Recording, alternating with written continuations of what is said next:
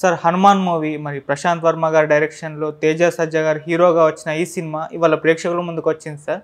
మరి ప్రేక్షకుల్ని మెప్పించడంలో ఈ సినిమా ఏ మేరకు సక్సెస్ సాధించింది? అలాగే బాలీవుడ్‌లో కూడా ఈ సినిమా రిలీజ్ చేశారు కాబట్టి అక్కడ ఏ మేరకు ఇది ఆకట్టుకునే అవకాశం ఉందంటారు సార్? అంటే హనుమాన్ అనమన్నాడు ఆయన. హ్మ్. హనుమాన్ అనొద్దు అని చాలా స్పష్టంగా చెప్పాడు ఆయన. అవును. కాబట్టి హనుమాన్గానే వ్యవహరిద్దాం. హనుమాన్ని సూపర్ హీరోగా తీసుకోవటం అనేది నిజానికి సూపర్ మ్యాన్ అనేటువంటి ఒక సినిమా ఉంది గతంలో ఎన్టీ రామారావు గారితో వి మధుసూదన్ రావు గారు తీశాడు. ఆ సినిమాలో హనుమంతుడి అంశతో సూపర్ మ్యాన్ ఆవిర్భవించటం లాంటి ఒక పాయింట్ మీద కథ నడిపాడు ఆయన మధుసూదన్ రావు గారు. దాదాపుగా అలాంటి ఆలోచనే ఇతనికి కూడా ఉంది, ప్రశాంత్ వర్మకు కూడా ఉంది. ఈ సినిమాలో సూపర్ మ్యాన్ షాట్ ఒకటి ఎన్టీ రామారావు గారి షాట్ కూడా పెట్టాడు. అందుకని కొంత రెఫరెన్స్ ఎక్కడో ఇతని బ్రెయిన్లో పనిచేస్తుంది అని అనిపిస్తుంది. టోటల్గా ఒక సూపర్ హీరోగా మన పురాణాల్లో ఉన్నటువంటి ఒక క్యారెక్టర్ని తీసుకుని ఒక కథని ఎలా చెప్పాలి అనే దాని మీద కసరత్తు చేశాడు ఆయన. అది నిజానికి చాలా కష్టపడ్డాడు. ఇది టోటల్గా ప్రశాంత్ వర్మ కష్టమే సినిమా. రెండోది ఇతను ఒక రకంగా భయపెట్టాడు ఇండస్ట్రీని. అంటే రాజమౌళి వీళ్ళందరూ చేస్తున్నది అదే. ఈయన భయపెట్టింది ఎక్కడంటే ఒక ప్రాపర్ స్క్రిప్ట్తో ఎటువంటి స్టార్డమ్ లేనటువంటి ఆర్టిస్టులను తీసుకొని కూడా కొంచెం డిజైన్డ్గా పెడితే ఆడియన్స్ని థియేటర్లుగా రప్పించడం పెద్ద కష్టమేం కాదు అనేది ప్రూవ్ చేశాడు ఈ సినిమాతో. అంటే మొదటి నుంచి తను మాట్లాడినటువంటి మాటలు, అలాగే సినిమా మీద ఒక చిన్న కాంట్రవర్సీ రైజ్ అయింది అనుకోకుండా. అప్పుడు కూడా ఎక్కడా నోరు విప్పి మాట్లాడలేదు, మరక మంచిదే అన్న పద్ధతిలో వెళ్ళిపోయారు. Dil Raju episode, Chiranjeevi versus Dil Raju episode ఇవన్నీ కూడా కలిసి వచ్చినాయి సినిమాకి. కలిసి వచ్చి థియేటర్లకి జనాలు వెళ్ళారు ఈ సినిమాలో ఏముందో చూద్దామని. రెండోది చిరంజీవి గారి ఉపన్యాసం ప్రభావం చాలా కనిపించింది. ఆయన ఒక రకంగా ఇలాంటి సినిమాలు చేయాలి అనే ఆలోచన ఆయనకు కూడా ఉండేది. ఆ ఆలోచనతోనే అంజీ సినిమా చేశాడు.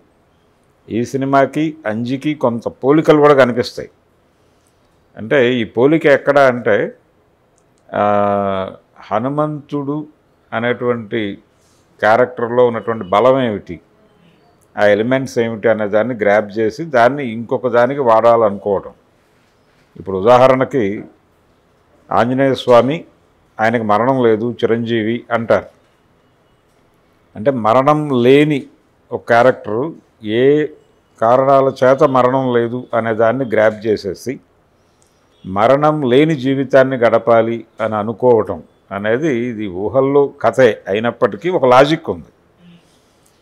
ఈ లాజిక్ మీద ఒక క్యారెక్టర్ని, ఒక విలన్ క్యారెక్టర్ని, ఒక హీరో క్యారెక్టర్ని, అంటే దైవశక్తిని దుర్మార్గమైన కార్యక్రమాలకు వినియోగించాలనుకునేటువంటి క్యారెక్టర్కి, జనం కోసం దీన్ని నిలబెట్టాలి అనుకునేటువంటి క్యారెక్టర్కి మధ్య ఒక ఘర్షణ. దీన్ని సినిమాగా చెప్పటం అనేది చాలా పాత ఐడియానే అయినప్పటికీ దీని మీద స్క్రిప్ట్ వర్కౌట్ చేసుకున్నాడు ఆయన. వర్కౌట్ చేసుకున్నాడు. ఆ మేరకు ఎగ్జిక్యూషన్లో కూడా ఎక్కడ తడబడలేదు, తను స్ట్రైట్గా వెళ్ళిపోయాడు. వర్కౌట్ అయింది సినిమా. ఫస్ట్ హాఫ్ ఆడియన్స్ని నిలబెట్టగలిగాడు. సెకండ్ హాఫ్లో పర్టికులర్గా ప్రీ క్లైమాక్స్ దగ్గర చిన్న కన్ఫ్యూజను. అంటే దీనికి సీక్వెల్ ఉంటుంది అని ఆయన బ్రెయిన్లో ఉంది, కానీ ప్రేక్షకుడు ప్రిపేర్ అయి ఉండడు. ప్రేక్షకుడిని ప్రిపేర్ చేయటం దగ్గర చిన్న కన్ఫ్యూజన్ వచ్చింది. పర్టికులర్గా ఆయన ఎక్కడైతే సినిమా చాలా హై లెవెల్కి పెడుతుంది అని అనుకున్నాడు, అంటే చివరి 20 నిమిషాలు చాలా కీలకం సినిమాకి. ఆ చివరి 20 నిమిషాలు సస్టైన్ చేయటంలో, ఆ ఎమోషన్ని సస్టైన్ చేయటంలో చిన్న తడబాటు, చిన్న కన్ఫ్యూజను కనిపిస్తుంది. అది కొంచెం బయటకు వచ్చేటువంటి ప్రేక్షకుడికి చిన్న అసంతృప్తి కలిగిస్తుంది, అంతవరకే. ఇది సౌత్ ఆడియన్స్ గురించి నేను చెప్తున్న విషయం. అయితే నార్త్లో ఇది బాగానే కనెక్ట్ అయింది. నార్త్ నుంచి వస్తున్నటువంటి రివ్యూలన్నీ కూడా చాలా మంచి రివ్యూస్ వస్తున్నాయి ఈ సినిమాకి. థియేటర్ని ఎమోషనలైజ్ చేయటంలో, థియేటర్ని ఎంటర్టైన్ చేయటంలో, ఈ రెండిట్లోనూ అతను దాదాపు ఒక 50% విజయం సాధించాడు. ఇది చాలు. టికెట్ కొనుక్కొని థియేటర్లోకి వెళ్ళినటువంటి ప్రేక్షకుడు ఎంటర్టైన్మెంట్ కోరుకుంటాడు, లేదు ఎమోషన్ కోరుకుంటాడు. ఈ రెండు ఉంటే ఓకే, అది పెద్ద హిట్ అవుతుంది. ఇతను ఎంటర్టైన్ చేయగలిగాడు, ఒక మార్మిక వాతావరణంలో కథని నడపగలిగాడు. లాజిక్లోకి వెళితే చాలా గందరగోళం ఉంది సినిమాలో. అంజనాద్రిలో జరిగేటువంటి ఒక అప్రజాస్వామిక పాలన మీద జనం తిరుగుబాటు అనేది సింగిల్ లైన్, ఏకవాక్య కథ ఇది. అంటే ఆంజనేయ స్వామి క్షేత్రపాలకుడుగా ఉన్నటువంటి అంజనాద్రిలో జరిగేటువంటి ఒక కథలో అక్కడ పాలెగాడు ఉంటాడు. ఆ పాలెగాడు చాలా అన్డెమోక్రటిక్గా బిహేవ్ చేస్తూ ఉంటాడు, పన్నులేసి జనాల్ని వేధిస్తూ ఉంటాడు. అతని రాక్షస పాలన నుంచి ప్రజల్ని బయటకు తీసుకురావడమే కథ. ఈ పనిని ఒక సాధారణ పౌరుడు, అంటే సమాజంలో ఏ గౌరవము లేనటువంటి జులాయిగా తిరిగేటువంటి ఒక కుర్రాడు, అల్లరి చిల్లరగా తిరిగే కుర్రాడు ఈ పాలెగాడిని ఎలా ఎదిరించి గెలుస్తాడు, అలాగే ప్రజల్ని ఎలా బతికిస్తాడు అనేది లైన్. ఇతనికి దైవశక్తి ఎలా సహకరించింది అనే దగ్గర ఆంజనేయ స్వామిని తీసుకున్నాడు. ఈ క్రమంలో ఇంకొక విలన్ని క్రియేట్ చేసి, ఒక సూపర్ విలన్ని క్రియేట్ చేసి దీనికి పై లేయర్లో ఇంకొక కథ నడిపాడు ఆయన.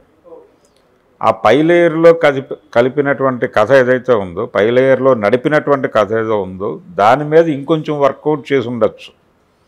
వర్కౌట్ చేసుంటే ఫస్ట్ హాఫ్ సెకండ్ హాఫ్ని డివైడ్ చేసుకోవటంలో ఇంకొంచెం మార్పులు కనిపించేవి. నిజానికి చాలా ఎమోషను ఈ ప్రస్తుత సమాజానికి చాలా అవసరమైనటువంటి ఒక కథని, ఒక పాయింట్ని తీసుకున్నాడు ఆయన పై లేయర్ కథకి. ఆ పై లేయర్ కథని ఇంకొంచెం డీటెయిల్డ్గా వర్క్ చేసి ఉంటే, అంటే ఇందులో ఒక సూపర్ విలన్ ఉంటాడు, సూపర్ హీరో కావాలనుకునేటువంటి ఒక సూపర్ విలన్.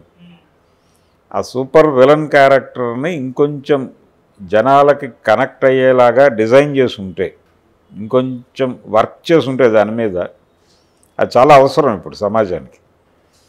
దాని మీద వర్కౌట్ చేసుంటే కనుక సినిమా ఇంకొంచెం ఎమోషనల్గా ఉండుండేది. అయితే ఈయన దృష్టి టోటల్గా విఎఫ్ఎక్స్, తను థియేటర్లో కూర్చున్నటువంటి ప్రేక్షకుడిని మెస్మరైజ్ చేయడానికి ఎలాగా వాళ్ళని సర్ప్రైజ్ ఎలిమెంట్స్ ఇవ్వాలి వాళ్ళకి అనే దాని మీద ఎక్కువ కేంద్రీకరణ నడిచింది. అందుకని కొన్ని డీటెయిల్స్ వదిలేశాడు ఆయన. ఆ వదిలేసిన డీటెయిల్స్ కొంత ఇబ్బంది కలిగించింది, కానీ టోటల్గా సినిమా పర్వాలేదు. ఇంకొకటి, ఇది గుంటూరు కారంతో పోటీ పడింది.